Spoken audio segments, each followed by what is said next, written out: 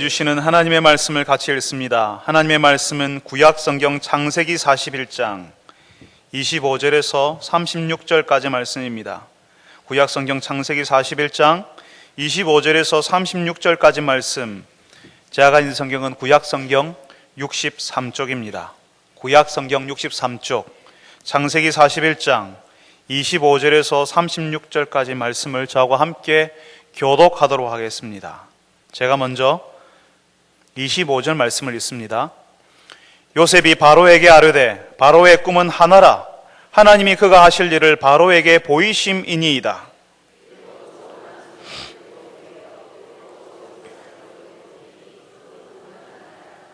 그 후에 올라온 파리하고 흉한 7소는 7년이요 동풍에 말라 속이 빈 이삭도 7해 흉년이니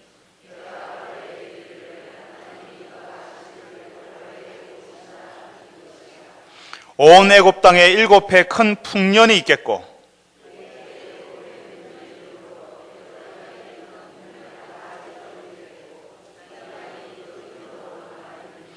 후에 든 그 흉년이 너무 심함으로 이전 풍년을 이 땅에서 기억하지 못하게 되리이다.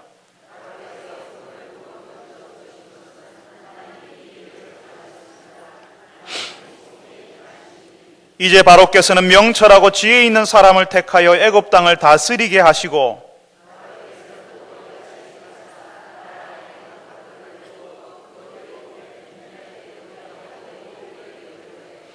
그들로 장차 올 풍년의 모든 곡물을 거두고 그 곡물을 바로의 손에 돌려 양식을 위하여 각 성읍에 쌓아두게 하소서. 이와 같이 그 곡물을 이 땅에 저장하여 애굽 땅에 임할 7해 흉년에 대비하시면 땅이 이 흉년으로 말미암아 망하지 아니하리이다. 아멘.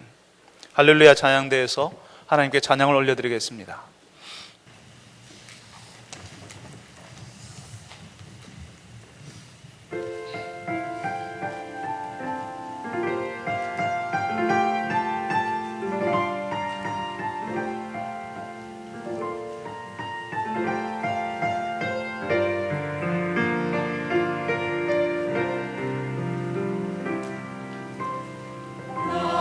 나의 생명 드리리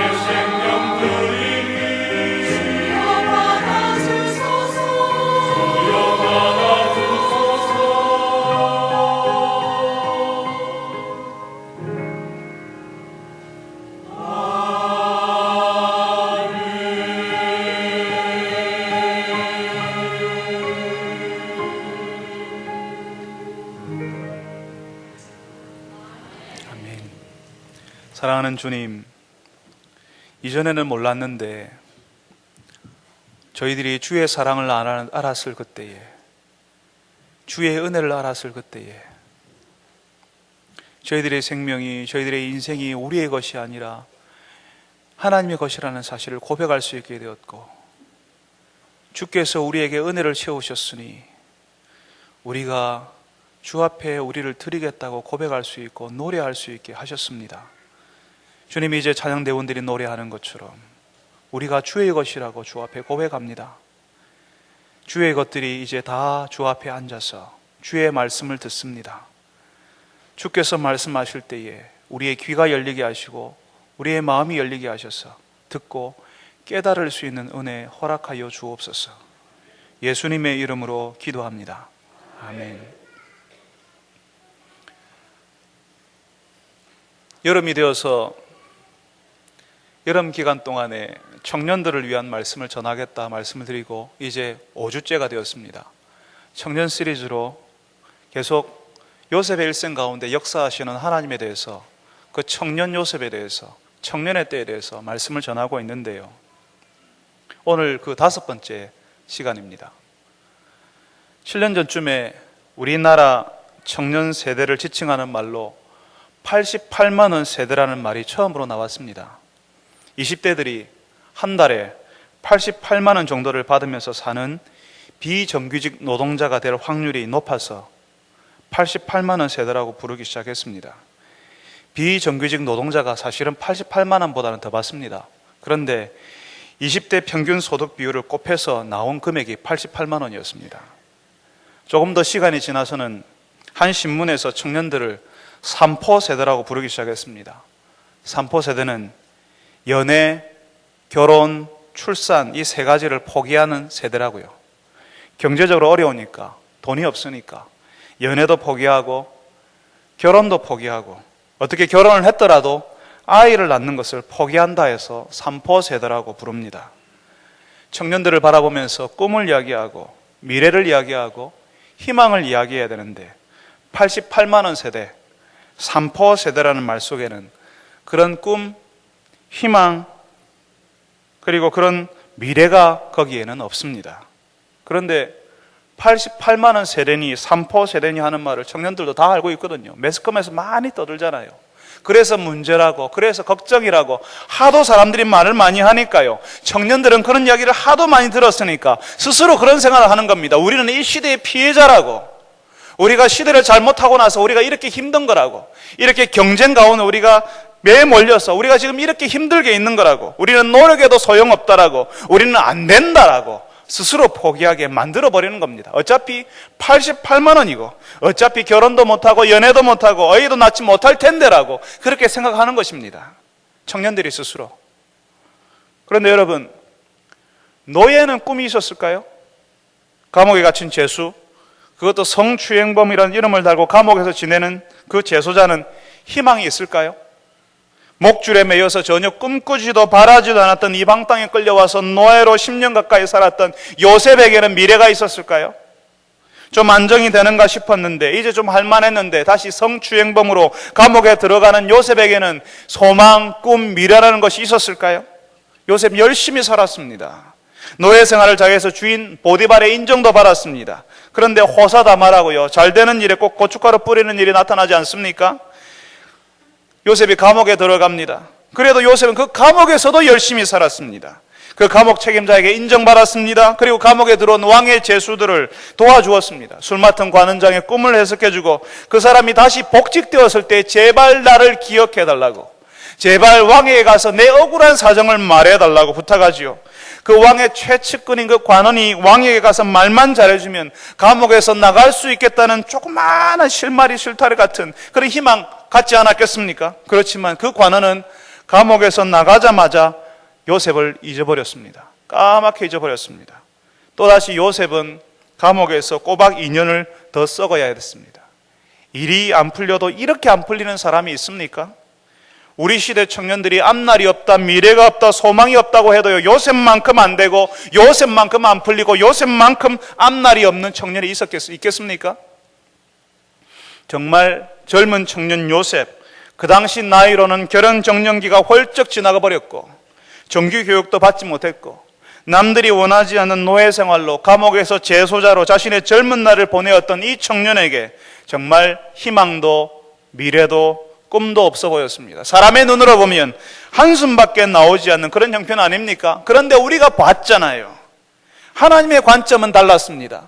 요셉이 노예 생활을 시작할 때엔 요셉을 설명하는 말이 그 성경 말씀 가운데 기록되어 있었습니다.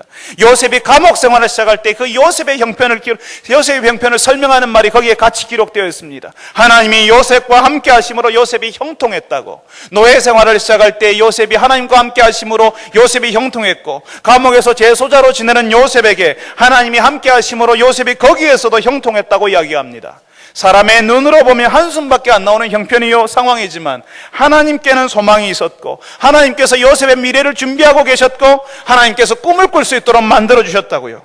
마치 영원히 노예로, 마치 영원히 감옥의 재소자로 있어야 할 것처럼 보였지만 하나님께서 요셉에게 미래를 열어주시고, 요셉에게 그 감옥에서 빠져나와서 요셉의 어릴 때 꿈이 이루어지도록 정말 말도 안 되는 방법으로 요셉을 그 감옥에서 끄집어내어 주셨다는 것입니다.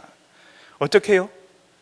이집트의 최고 권력자 파라오, 우리 성경에는 바로라고 되어 있죠. 그 바로가 꾸었던 그 꿈을 아무도 해석해내지 못하는데 2년 전에 감옥에 갇혀 있었던 술 맡은 관원장이 요셉이 기억이 나는 겁니다.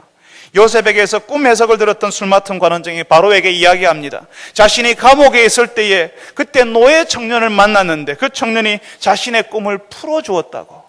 아무도 말할 수 없는 그 꿈을 풀어주었다고. 아마 바로의 꿈도 풀어줄 수 있을 사람 같다고. 그렇게 영원히 끝날 것 같지 않고 계속될 것 같았던 감옥의 재소자 생활은 하나님께서 그런 방식으로 끝이 나게 하십니다. 요셉을 그런 방식으로 감옥에서 끌어내셨습니다. 어디로요? 바로가 있는 왕궁으로요. 사랑하는 청년 여러분, 그리고 성도 여러분, 우리의 형편을 생각하면 답답하고 영원히 끝날 것 같지 않은 생활이 우리를 짓누르지 않습니까?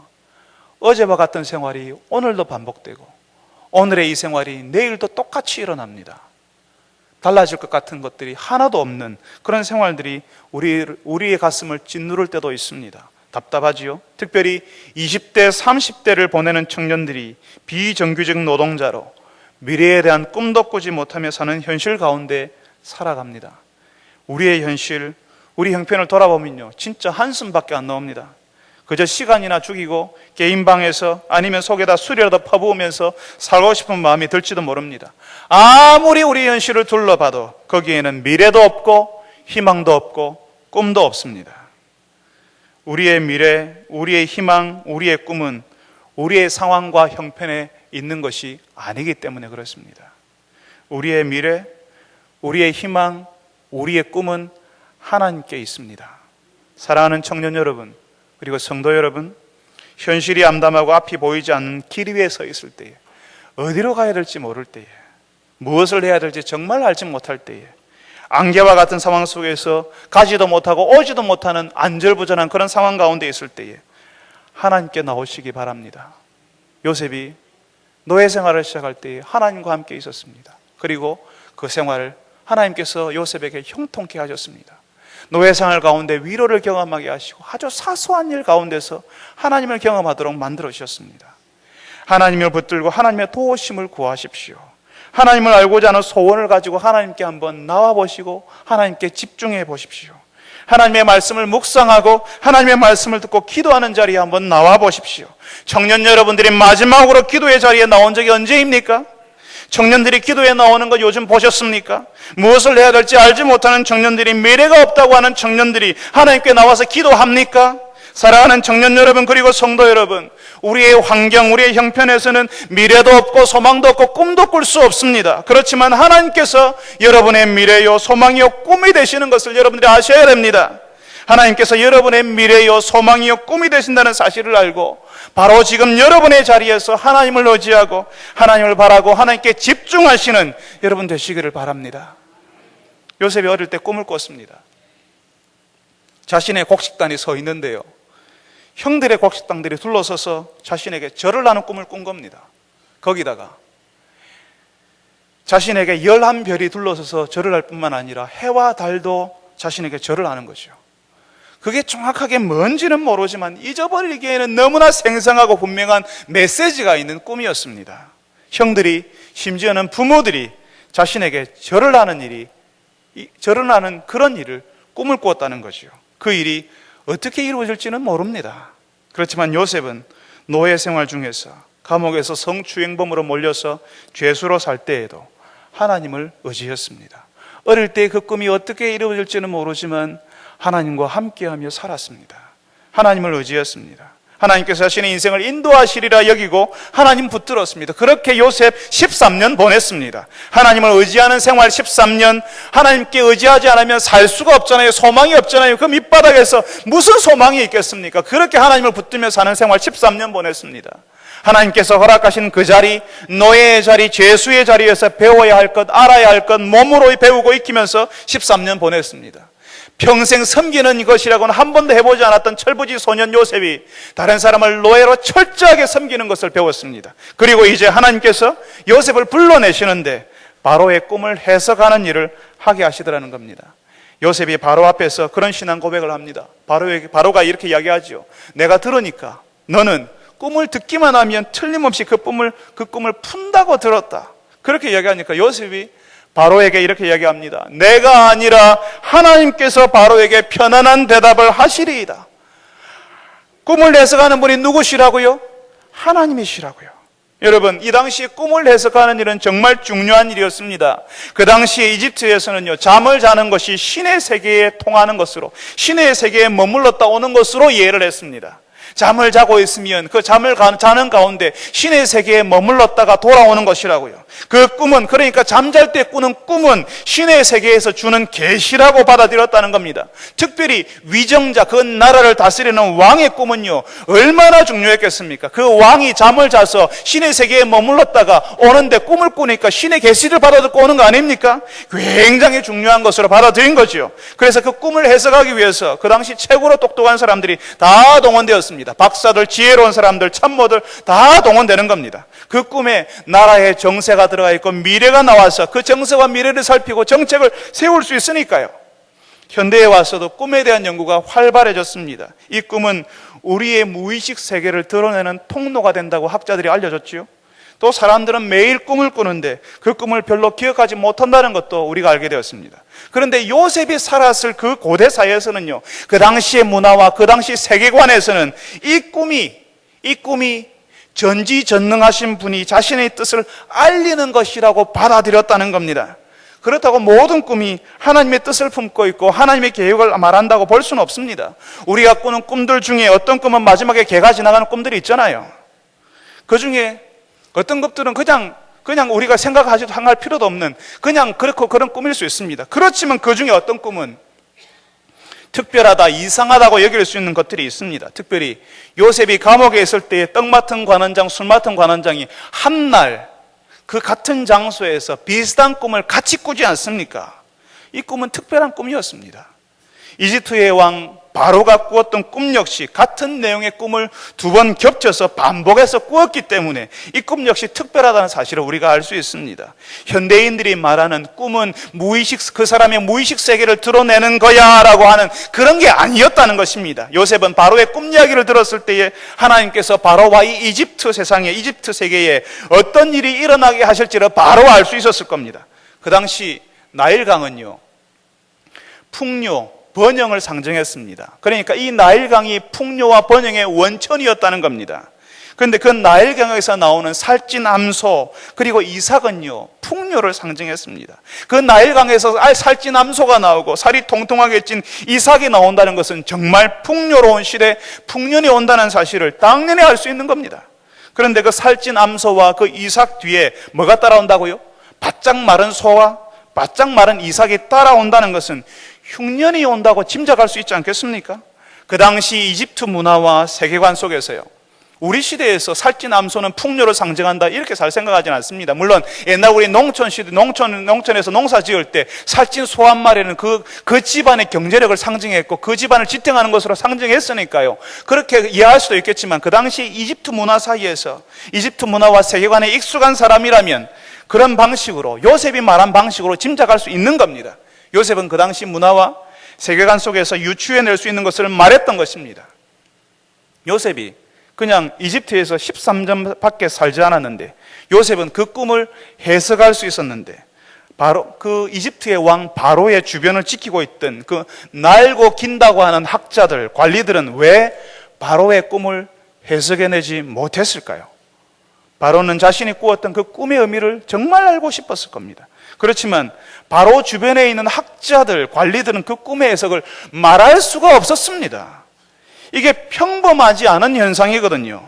그러니까 7마리 살찌남소를 그 당시에 꿈의 숫자가 나오면 이거는 시간을 가리킨다라고 그 당시에 사람들은 알고 있었습니다. 7마리 살찌남소를 7년 풍년으로, 그리고 뒤이어 마르고 흉한 7마리 소가 나오는 것을 7년 흉년으로 짐작했다 할지라도요, 그런 전례가 그 전에 없었으면 참 말하기 힘든 겁니다. 현실에서 한 번도 일어나지 않은 일은 현실적으로 불가능하다고 여기기 때문에 그렇습니다. 여러분, 결정적으로요, 잘 된다는 이야기는 정말 쉽게 할 수 있거든요. 풍년이 옵니다, 앞으로 잘 될 겁니다 하는 것을 사람들이 부담 없이, 왕 앞에서도 부담 없이 할 수 있습니다. 7년 풍년이 온답니다 라고 말하는 것은 누구나 기쁘게 말할 수 있습니다. 그렇지만 그 뒤에 안 된다는 이야기, 그것도 아주 혹독한 흉년 이야기. 1년만 흉년이 아니라요, 7년 동안 풍년이 왔어도 1년 한 번 흉년 지나면 7년 동안 있었던 거 다 까먹을 수 있습니다. 그런데 그 혹독한 흉년이 1년이 오는 것이 아니라 2년이 오는 것이 아니라 기다려서 지나기를 기다렸던 3년만 하고 끝나는 것이 아니라 몇 년이 온다고요? 7년 흉년이 온다고요.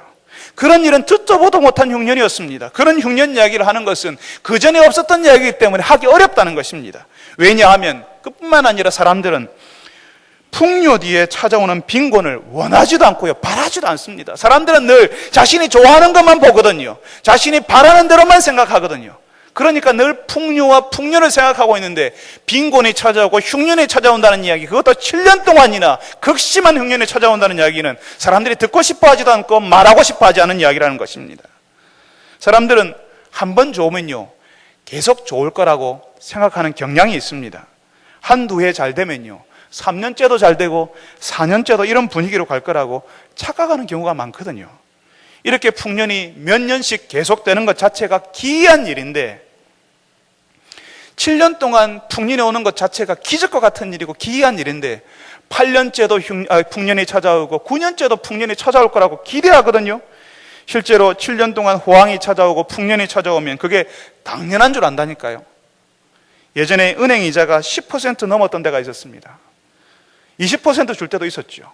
그런데 그때가 비정상인 거 아닙니까? 지금도 수익률 10%, 20% 넘지 않으면 쳐다도 보지 않는 사람들이 있습니다. 그런 수익을 매년 거둔다는 것 자체가, 그리고 7년씩 계속 거둔다는 자체가 불가능한 일인데 한 2년, 3년 계속되면요, 이제는 당연한 것으로 3년째, 4년째 그만큼 얻지 못하면 이상한 일로 받아들인다는 겁니다. 아무것도 거두지 못하고 있던 것 까먹는 시대가 온다는 사실을 받아들이려고 하지 않습니다. 예전에 교회 성장이 10%, 20% 혹은 2년, 3년 만에 100%씩 교회 성장을 되던 때가 있었습니다. 그러니까 교회를 오랫동안 다녔던 분들은요, 교회 성장이 당연히 그런 것으로 생각을 하시는 경우가 있습니다. 그렇지만 여러분, 이미 교회는 흉년의 시대로 접어들었습니다. 몇 년 흉년을 더 지나야 될지 모르는 그런 아마득한, 까마득한 그런 상황 가운데 우리 교회들은 접어들었다는 것입니다. 그런데 우리는 그런 마음을 가져요. 풍년을 경험해 본 사람, 풍요를 경험해 본 사람들은 그런 날은, 우리 인생 가운데 그런 흉년은 없어야 하는 것처럼, 아직 오지 않는 것처럼, 아예 오지 않는 것처럼 여기며 사는 겁니다. 풍년을 경험하고 있을 때, 일이 잘 되고 있을 때, 가게가 잘 될 때, 사업이 확확 날아갈 때에, 우리가 막 승진하고 있을 때, 직장에서 잘 나갈 때는 우리 인생 가운데 그런 흉년이 올 거라고는 상상조차 하지 않는다는 겁니다. 계속 잘 될 거라고 생각을 해요. 풍년의 날에 미리 준비하지 않으면 혹독한 흉년 한 해만 지나도 그동안 가지고 있던 거 다 털어먹을 수 있는데, 우리가 어떻게 하냐면요, 풍년의 때에 소비가 막 늘어나는 건 엄청나게 늘어납니다. 그동안 해보지 못했던 것, 안 했던 것 이때 다 하는 겁니다. 마이너스 통장이 되어도 남들이 하니까, 남들이 다 하는데 나라고 왜 못해 하면서 같이 하는 겁니다. 이렇게 할 수 있는 것은 그 전에 작년에 풍년이었잖아요. 그러니까 올해도 풍년일 거라고 생각하는 겁니다. 내년에도 풍년일 거라고. 그러니까 작년보다 올해보다 더 많은 수입이 들어올 거니까, 그러니까 마음대로 그거 믿고 막 쓰는 겁니다. 그러다가 한번 흉년이 오면요, 왜 요즘 젊은 사람들이 쓰는 말로 한 방에 훅 가버리는 겁니다. 풍년 때에 잘 나갈 때 사람들이 그래요. 사람들이 자꾸 이렇게 이야기하잖아요. 옆에서 어디에 투자해서 얼마를 벌고 수익을 얼마를 남겼고 심지어는 배를 남겼다는 그런 이야기를 쉽게 하잖아요. 땅을 사서 얼마를 남기고 집을 사서 빌딩을 사서 얼마를 남겼다는 이야기를 들으면 그냥 기가 솔깃해집니다. 풍년의 때에 그냥 가만히 있으면 나만 바보 될 것 같고 나 혼자 뒤로 남겨져서 무능한 사람 될 것 같은 무력감이 찾아오는 겁니다. 뭔가 해야 될 것 같아요. 청년들은 88만 원 받아서 언제 뭔가를 하냐 이런 마음이 들고요. 조급한 마음이 들잖아요. 이제 가정을 이룬 분들은 이제 빨리 자리 잡아야 한다는 생각을 들고 40, 50대들은 빨리 노후를 준비한다는 그런 조급한 마음이 막 드는 겁니다. 그래서 수익이 높고 잘만 하면 몇 년 사이에 배나 남길 수 있는 것 해보려고 찾아 나서는 겁니다. 무리해서 은행 빚이라도 내었어요. 사람들이 그런 말 하잖아요. 빚 내는 것도 능력이고 빚도 재산이라고. 그 말 믿고 저는 이 말 은행에서 맞는 말이 아닌가 그런 생각을 합니다. 은행원들이 용서하십시오. 그러다가 흉년이 찾아오면요 맥을 못 추는 겁니다. 1997년 국제통화기금 IMF의 관리를 받고 나라 전체가 휘청거렸을 때에 얼마나 많은 기업들이 부도를 내고 얼마나 많은 빌딩들이 넘어가고 얼마나 많은 집주인들이 거리에 나앉았는지 모릅니다.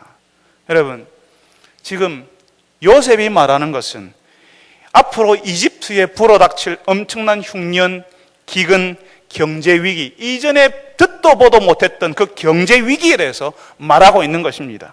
왕의 주변 사람들은 그런 말 할 수가 없습니다. 누구도 할 수 없고요. 하지도 않는 그 흉년의 이야기, 그것도 7년 흉년, 극심한 흉년, 1년, 2년, 3년짜리가 아니라 7년 동안 계속될 흉년을 바로에게 직언을 하고 있는 것입니다. 그런데 그 더 놀라운 것은 이 요셉이 바로 그런 흉년의 때에 경제가 밑으로 곤두박질 칠 것을 알고 거기에 어떻게 대처해야 하는지를 바로 이야기할 수 있었다는 것입니다. 거기에 대해서 생각해 보지 않은 사람은 말할 수 없는 내용이었습니다. 이집트 경제와 문화, 그 사회를 관통하고 있는 세계관을 이해하고 거기에 보디발의 집을 경영해 보면 실무 경험이 있지 않습니까? 왕의 제수들이 들어오고 나가는 감옥에서 듣고 알게 된 이집트 정치 현실을 다 요셉에게서 버무려서 요셉이 절묘하게 버무려서 위기가 왔을 때 어떻게 대처하면 됩니다라고 대안을 말해준다는 것입니다. 사랑하는 청년 여러분, 그리고 성도 여러분, 요셉이 이집트 왕 바로에게 흉년이 왔을 때 애굽 땅에 5분의 1을 거두고 감독관을 세우고 유능한 사람을 세워서 그 일을 맡게 하라, 창고를 지어서 흉년을 대비하라고 하는 그 대안을 만들어준 것처럼 예수 믿는 청년들이 그리고 성도들이 이 시대, 이 흉년의 때를 살아가는 이 시대에 흉년의 때를 살아가는 이 교회에 대안 세력이 되어야 하는 것입니다. 이미 흉년에 접어든 이 교회에 청년 여러분들이 대안이 되어 주어야 합니다. 우리는 88만 원 세대다, 삼포 세대다 하면서 그래서 연애도 결혼도 못하고 아이도 못 낳는다 하는 것이 아니라 청년들이 있는 그 자리에서 하나님을 섬기면서 대안을 준비해야 하는 것입니다. 사람들은 쉽게 비관하고 쉽게 포기하고 마음속으로 그런 기대를 가집니다. 그랬으면 좋겠어, 이랬으면 좋겠어, 그냥 소망, 기대, 바람을 가집니다. 나는 하지 않으면서 이렇게 되었으면 좋겠어, 저렇게 되었으면 좋겠어라고 기대와 바람을 이야기하거든요. 그런데 예수 믿는 청년들은 구체적으로 그러면 어떻게 할 것인가를 가지고 나타나야 하는 겁니다. 작은 일에 충성해보지 못한 사람, 실제로 직장이나 조직 모임에서 사람들을 이끌고 사람들 사이에서 사람들과 함께 일해보지 않은 사람들은 그런 대안을 만들지 못합니다. 쉽게 말은 할 수 있죠. 이거는 아니라고, 이건 이래서 안 되고 저건 저래서 안 된다고 말하는 사람들은 우리는 정말 많이 만나지만 그러면 이렇게 하면 됩니다라고 위기의 때 그것을 대안을 가지고 나타나는 사람들은 정말 잘 만나지 못한다는 것입니다. 하나님께서 우리를 부르시는 것은, 우리를 교회가더라고 한 공동체로 우리를 부르시는 것은 우리가, 이 교회가, 청년 여러분들이 이 땅에 대안 세력이 되도록 하시기 위해서 그렇습니다. 다른 곳에 소망이 있는 것이 아니라 하나님께 소망이 있다는 사실을 알고 그 소망을 이 땅의 사람들에게 구체적으로 실제적으로 그 제안을 가지고 같이 사람들을 만나주라고 우리를 이렇게 부르신 겁니다. 우리가 답을 내어야 하고 우리가 먼저 그렇게 살아서 우리의 방식대로 살아도 된다는 사실을 보여주는 세력이 되어야 한다는 것입니다. 그렇게 되었으면, 나도 저런 자리에 올랐으면, 나도 그래, 나에게 그런 일이, 요셉에게 일어났던 그런 행운이 나에게 찾아왔으면 하는 그런 마음을 가지고, 우리가 다 그런 마음이 있잖아요. 신데렐라가 되고 싶어하는, 어느 한날에 복권을 맞아서, 로또 복권 안 맞아서 갑자기 우리 인생이 확 바뀌어버리는 그런 일이 우리에게 일어났으면 하는 그런 꿈을 꾸고 있잖아요. 그런데 그 꿈만 꾸고 있으면 안 된다는 것입니다. 그 꿈에 대한 대가를 치루어야 합니다. 그 꿈의 대가는 참으로 혹독합니다. 하나님께서 청년들을, 하나님의 백성들을 뜨거운 불구덩이에도 찬물 속에도 집어넣고 무지막지한 망치질로 3만 번, 3만 3천 번씩 두들기는 것은 우리가 그런 대안 세력으로 나타나기를 원하셔서 그런 것입니다. 하나님의 작품이 되어서 이 땅의 사람들에게 나타나기를 바라시는 겁니다. 그런데 꿈만 꾸고 있고, 나에게도 그런 일이 일어났으면, 왜 나에게는 그런 일이 일어나지 않지? 나도 그랬으면 그렇게 꿈만 꾸고 있고, 나에게는 그런 일이 일어나지 않는다라고 실망하고 속상해하고 좌절하는 것은 하나님이 원하시는 것이 아닙니다. 물론 그렇죠. 우리가 다 요셉처럼 총리가 될 수는 없습니다. 우리가 다 나이 30에 한 국가의 2인자 자리에 오를 수는 없는 일입니다. 그렇지만 우리 일생 동안 하나님의 나라를 위해서 일할 수 있고, 우리에게 허락된 시간 동안 이 세상에 대한 세력이 되어서 나타날 수 있습니다. 우리가 준비한 것이 하나님의 나라를 위해 사용될 수 있고, 우리가 하나님 앞에서 살아가는 삶의 방식이 다른 사람을 살리고 돕는 대안이 될 수도 있는 것입니다. 그러니까 사랑하는 청년 여러분들이, 여러분이 꾸는 꿈에 대가를 혹독하게라도 치르려고 애를 쓰십시오. 여러분들이 꾸는 꿈에 대가를 치르게 해달라고 기도하십시오. 이 땅의 대안 세력, 하나님이 준비하시는 대안이 되게 해달라고. 다른 사람, 왜 그런 사람이 없습니까? 라고 말하는 것이 아니라, 하나님 내가 그런 사람이 되게 해주십시오 라고 기도하시는 여러분 되시기를 바랍니다. 여러분, 우리 교회 청년들을 위해서 기도해 주십시오.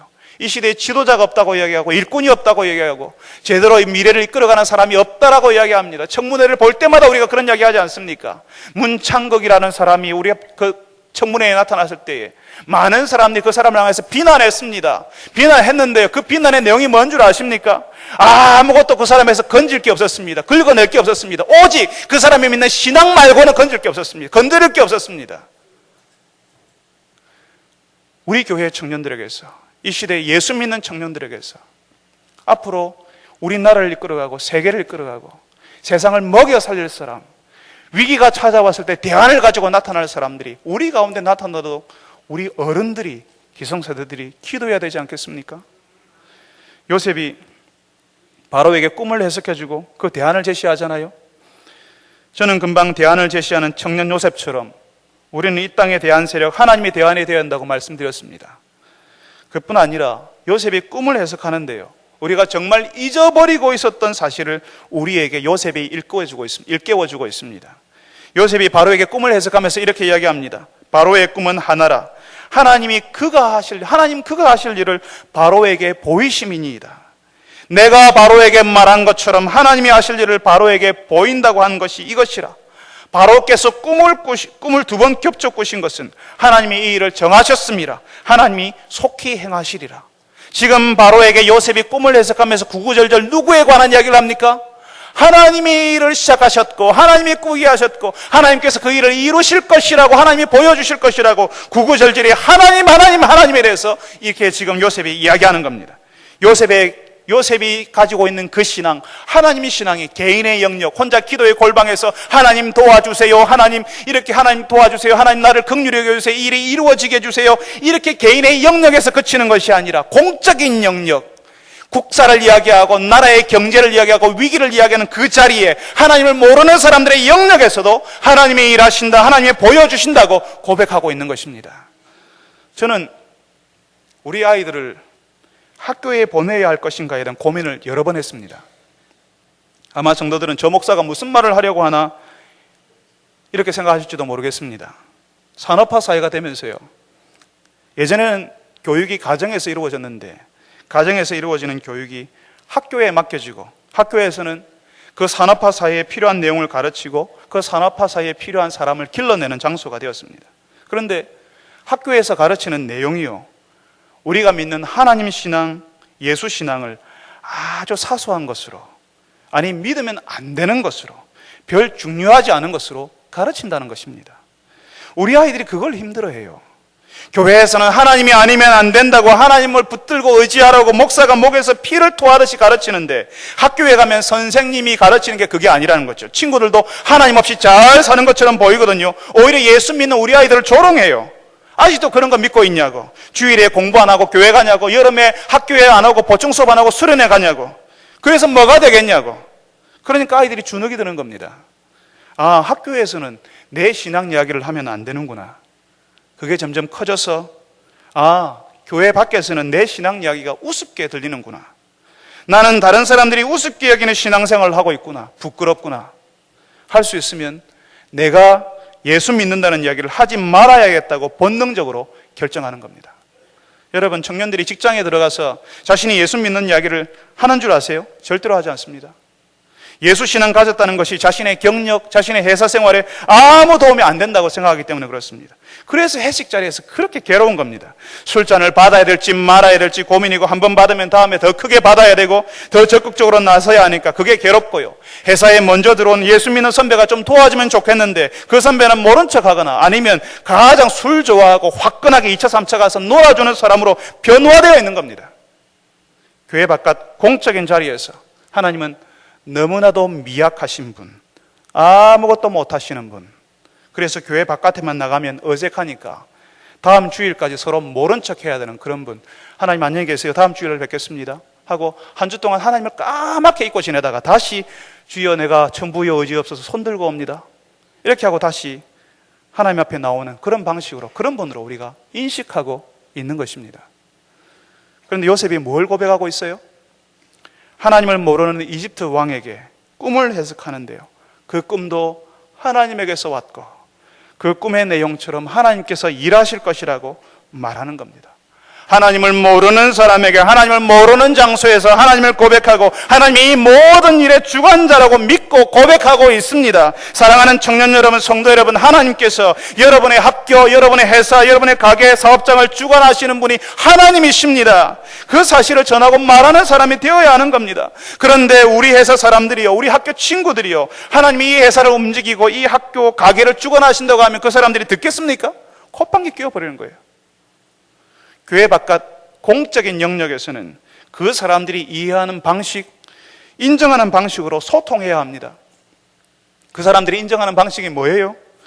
하나님을 인정하지 않더라도, 그 사람들이 하나님을 전혀 모른다 할지라도 결국 인정할 수밖에 없는 것은 그 사람들의, 예수 믿는 사람들이 가지고 있는 정직, 남다른 인격, 남다른 탁월한 실력입니다. 어쩔 수 없이 예수 믿는 것이 가짜나 보이고 예수 믿는 것이 정말 믿업지 못해 보여도 그 사람이 가지고 있는 실력과 인격과 정직성은 어쩔 수 없이 인정할 수밖에 없는 것입니다. 이집트의 바로와 그의 관리들이 요셉을 인정할 수밖에 없었던 것은 요셉의 실력이었고 요셉의 일처리 능력이었습니다. 탁월한 실력으로 탁월한 일처리 능력을 보여주면서 자신의 일처리와 실력이 하나님께로부터 왔음을 고백할 때 아무도 거기에 이의를 제기할 수가 없었습니다. 그러니까 청년들이 해야 하는 것, 성도들이 교회 바깥 공적인 영역에서 해야 하는 일 중에 하나는 그 사람들이, 교회 바깥 사람들이 인정하는 능력과 실력을 갖추는 것입니다. 그 사람들이 전혀 그 전에 보지 못했던 섬김, 인격, 정직으로 그 사람들에게 가야 하는 것입니다. 청년 여러분, 이게 어렵다고 힘들다고 생각하지 마십시오. 하나님께서 우리를 이 땅에 대한 세력으로 부르셨고 우리가 그런 실력 있는 학생, 실력 있는 회사원, 실력 있는 의사, 실력 있는 가게 경영자가 되게 하십니다. 요셉을 그렇게 만들지 않았습니까? 물론 우리가 예수 믿는다고 아무것도 못하는데 어느 날 갑자기 없던 힘이 생기고 없던 기술이 생기는 것 아닙니다. 그렇지만요, 하나님께서 우리에게, 우리도 모르는 사이에 우리가 가는 경험, 우리가 지나온 학교, 우리가 만났던 사람들을 통해서 우리에게 경험하게 하시고 우리 가운데 익히게 만들었던 것들이 있습니다. 마치 구슬과 같은 보배들이 우리 가운데 막 있는 것입니다. 예전 말에 구슬이 선말이라도 깨워야 보배라는 말이 있지 않습니까? 하나님의 은혜, 하나님 앞에서 우리가 누구인지 발견하기 시작하면요, 우리가 사는 목적을 발견하면 그 다음부터 기적 같은 일이 벌어지는데요, 마치 우리에게 없었던 것도 능력이 생긴 것처럼, 우리에게 없던 자질이 솟아나고 우리가 그전에 잘하지 못하는 일들을 마치 우리가 갑자기 잘하게 되는 것처럼 그런 일들이 일어나기 시작하는 겁니다. 왜냐하면 하나님께서 이미 우리에게 주신 구슬 서말이 있거든요. 우리가 자라왔던 환경, 우리가 만났던 사람들, 우리가 지났던 것들이 전부 다 경험이 되고 능력이 되고 실력이 되어서 구슬 서말처럼 우리에게 꽉 있는 것입니다. 그것을 꿰지 못했는데 우리가 하나님께로부터 사용되기 시작하는 그 순간, 우리가 훈련받게 되는 그 순간부터 그것이 꿰어지기 시작하는 겁니다. 그래서 요셉이 노예 생활을 하면서, 감옥의 재수 생활을 하면서 그 시대를 관통하는 눈을 가지고 꿈에 대한 해석을 할 수 있던 통찰력을 가지게 되었던 것처럼 우리가 구설 서말을 꾀하는 그런 능력들을 하나님의 대안세로 나타날 수 있는 그런 실력과 능력들을 우리가 갖추게 되는 겁니다. 청년들이 갖출 수 있게 되는 겁니다. 요셉이 그 시대를 관통하는 꿈에 대한 해석들을 할 수 있는 통찰력을 가지게 된 것, 그리고 그 시대를 관통하는 대로 꿈에 대한 해석 능력으로 이전에 어떤 학자도 어떤 왕의 측근도 할 수 없었던 예측과 분석을 내놓을 수 있었던 것입니다. 7년 풍년이 오고 7년 흉년이 옵니다. 준비해야 하는데 준비를 하면 이렇게 하면 됩니다. 저렇게 하면 됩니다. 마치 미리 알고 있었던 사람처럼. 그리고 그때 그 공적인 영역에서 하나님을 알지 못하는 왕 앞에서, 하나님을 알지 못하는 관리들 앞에서 하나님을 자신 있게 증거할 수 있었을 때 요셉이 어릴 때 꾸었던 꿈이 바로 그때부터 실현되기 시작했습니다. 하나님께서 요셉이 어릴 때 꾸었던 꿈을 이루어 주신 것입니다. 사랑하는 청년 여러분, 그러니까 여러분의 공적인 영역, 회사에서, 가게에서, 학교에서도 하나님을 인정하고 하나님의 도우심을 구하시기를 바랍니다. 청년 여러분, 학교를 다니는 청년 여러분, 공부할 때 기도하십시오. 논문을 쓰기 전에 기도하십시오. 논문을 쓰고 있는 중에도 기도하십시오. 논문을 다 쓰고도 기도하십시오. 회사에서 프로젝트를 준비할 때도 기도하십시오. 좋은 프로젝트를 여러분에게 떨어지게 해달라고 기도하십시오. 하나님의 도우심을 구하십시오. 그 공적인 영역에서도 하나님이 주인이시라니까요. 여러분의 사업장에 사업을 할 때도 하나님 앞에 기도하십시오. 하나님께 매달리십시오. 그 공적인 영역에서 하나님을 인정하십시오. 하나님 앞에서 그 공적인 영역에서 하나님을 인정하기 시작할 때에 하나님께서 여러분의 꿈을 이루어 주실 것입니다. 하나님이 허락하시는 대로 이 땅의 사람들이 인정하는 실력을 갖추어서 그 사람들에게 우리의 실력의 근원, 우리가 잘할 수 있는 능력의 근원이 하나님이신 것을 선포하고 전하는 일이 일어났을 때에, 그래서 공적인 영역에서 자신 있게 하나님을 증거하는 여러분들에게 하나님께서 여러분의 꿈을 이루어 주실 것입니다. 이 사실을 알고 하나님을 붙들고 하나님 앞에 나아가는 청년 여러분들이 되시기를 바랍니다. 우리 같이 한번 기도합시다. 여러분, 청년들이, 이 시대를 사는 청년들이 참 힘듭니다. 경쟁도 많고 우리 청년들이 받았던 교육과는 어울리지 않는 직장을 선택해야 되고 자신이 원하지 않는 자리로 들어가야 됩니다.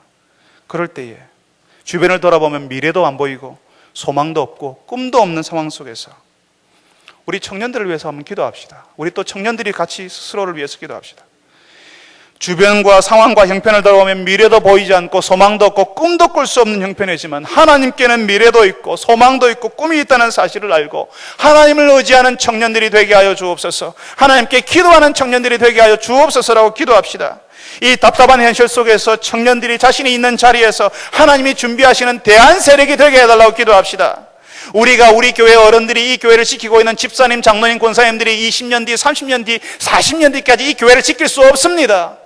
우리 교회 청년들이 우리 교회의 대안이 되어야 되고 이 사회의 대안이 되어야 되는 겁니다. 기울어져가는 사회에, 기울어져가는 교회에, 흉년을 만난 이 사회와 이 교회에 대안 세력이 청년들이 받게 될 수밖에 없습니다. 이 청년들이 그런 대안 세력이 되게 하여 주옵소서라고 기도합시다. 공적인 영역에서 내 개인적으로 기도하는 기도의 골방에서만 하나님을 인정하는 것이 아니라 공적인 영역에서, 회사에서, 직장에서, 사업장에서, 학교에서, 병원에서 내가 하는 모든 공적인 영역에서 하나님을 알지 못하는 사람들의 만남 속에서 하나님을 자신 있게 증거하는 실력자, 하나님의 은혜를 받은 은혜자가 되어서 하나님을 증거하게 해달라고, 그래서 하나님이 우리의 꿈을 이루는 것을 보게 해달라고 우리 다 같이 한번 한 목소리로 기도하겠습니다. 거룩하신 하나님 아버지, 오늘 저희들이 다시 한번 청년들에 대한 말씀을 전합니다. 주님, 청년 요셉을 통하여서 하나님께서 이 요셉에게 어떻게 하셨는지를 저희들이 듣습니다. 주님, 이 시대가 참으로 힘들다고 합니다. 청년들이 살기 어렵다고 합니다.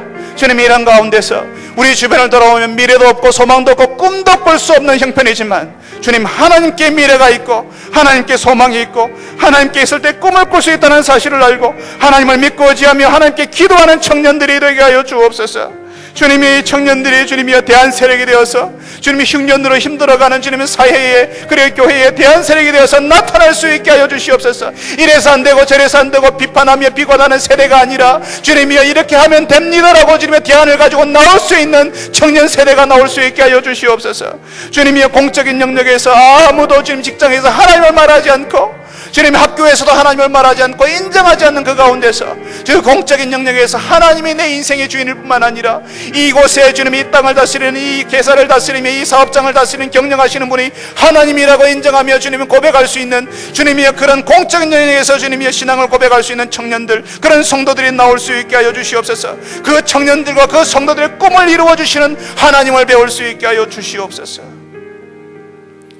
거룩하신 하나님, 청년들이 참 힘든 시간들을 보내는데요, 예전에 30년 전, 40년 전, 50년 전 우리 어른들이 지냈던 과는 또 다른 어려움들을 겪고 있습니다.